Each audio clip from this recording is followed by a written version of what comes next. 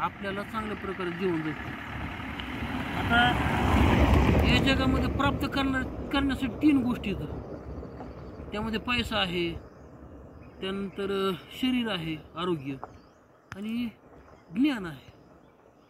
पण याचे जर आपण क्रमाने लावलं ना, सगळ्यात अगोदर शरीर आहे, आरोग्य. आयुष्यात येऊन जर अगोदर काय कमवायचं असेल तर माणसानं आरोग्य कमवलं पाहिजे. 2 नंबरला ज्ञान आहे. ज्ञान म्हणजे काय? फक्त शाळेचा अभ्यास करणे आणि चांगले मार्क मिळवणे म्हणजे फक्त ज्ञान नाही. आपल्या महापुरुषांनी जे काय कार्य केले, दुसऱ्या देशामध्ये महापुरुषांनी काय काम केले, त्याचं आपण वाचलं पाहिजे. अनेक वेगवेगळी पुस्तकं वाचली पाहिजेत. आता आज तुला तर माहिती आहे की आपल्या घरामध्ये किती पुस्तकं आहेत. अजून आपल्याला खूप पुस्तकं आणायची, पण नुसतं आणून त्याचा ढीग घातला नाही पाहिजे लोकांना दाखवण्यासाठी. बघा माझ्या घरामध्ये किती पुस्तक, माझ्या घरामध्ये, ते आपण अगोदर वाचली पाहिजेत. एखाद्याने विचारलं बा हे पुस्तक काय आहे, तर त्या पुस्तकामध्ये काय लिहिलं आपल्याला सांगता आलं पाहिजे. पुस्तकांचं बरेच लोक काय करतात, देखावा करतात. नवीन घर बांधले की पुस्तकाला कपाट करतात आणि त्यात भरपूर पुस्तकं आणून ठेवतात, पण फक्त शोला लोकांना दाखवायला, म्हणजे लोकांना वाटलं पाहिजे अरे वा वा वा वा वा खूप पुस्तकं वाचतायत. तर असं नाही. पुस्तकं अगोदर आपण आणल्याबरोबर वाचली पाहिजेत आणि वाचल्यानंतर लोकांना त्या पुस्तकाचं महत्त्व आपण पटवून दिलं पाहिजेत. पुस्तक आपलं मस्तक सुधारतं, आणि ज्याचं मस्तक सुधारलेलं असतं तो माणूस आयुष्यात कुणाच्याच पुढे नतमस्तक होत नाही. त्यामुळं पुस्तक हे अत्यंत महत्त्वाचं आहे. पुस्तकं वाचा आणि नंतर पैसा कमवा. 3ऱ्या नंबरला पैसा आहे. पण अलीकडच्या काळात काय झालं, लोकांचं हे आरोग्याकडे लक्ष देत नाहीत, ज्ञान ग्रहण करत नाहीत. नुसतं पैसा पैसा पैसा पैसा कमवायचा.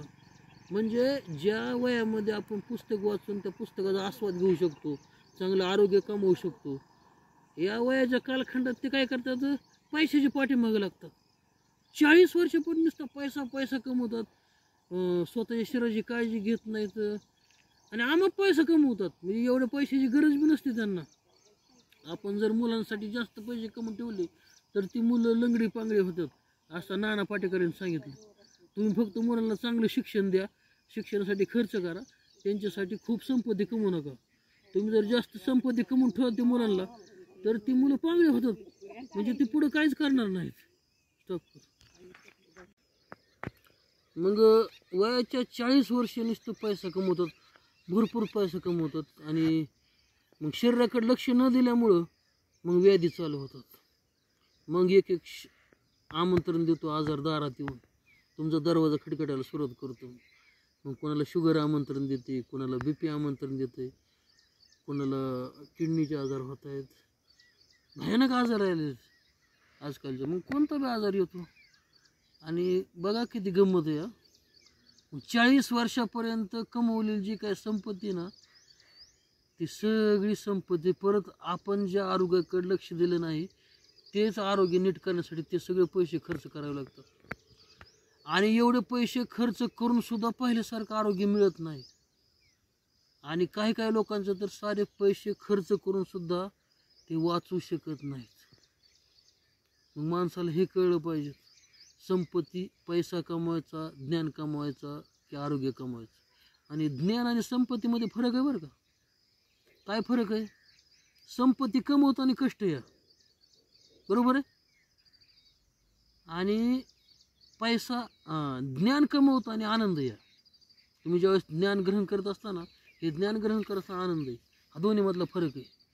संपत्ती कमवताना दुःख आहे आणि ज्ञान कमवताना आनंद आहे. दुसरी गोष्ट, ज्यावेळेस आपल्याकडे संपत्ती येते त्यावेळेस मनामध्ये भीती होते, निर्माण होते. का? कोण चोरून नेईन का, कोण दरोडा टाकेन का, कोण आपल्याला मारेन का, कोण आपल्याला लुटेल का.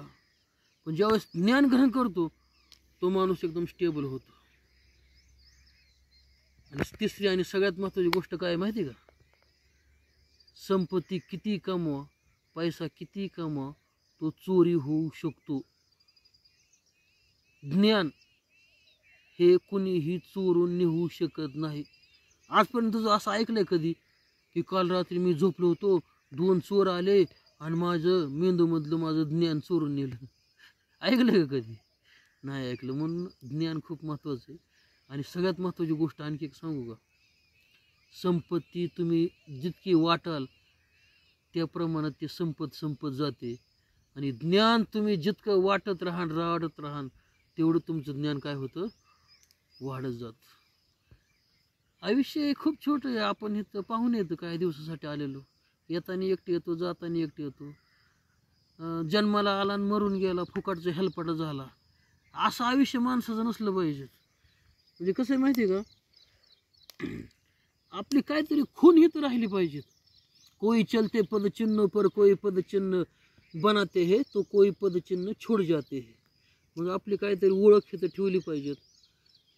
आणि आपण गेल्यानंतर जे लोक आपल्याला शेवटचा निरोप द्यायला आलेले, त्यांच्या डोळ्यामध्ये 2 थेंब असू तरी आपल्यासाठी असतील तर आपलं आयुष्य सार्थक झालं. असेही जावे करुणी काही दुनियेतून या जाताना, असेही जावे करुणी काही दुनियेतून या जाताना, गहिवर व्हावा जगाच साऱ्या निरोप शेवटचा देताना, निरोप शेवटचा देताना. जय आरोग्यम धनसंपदा.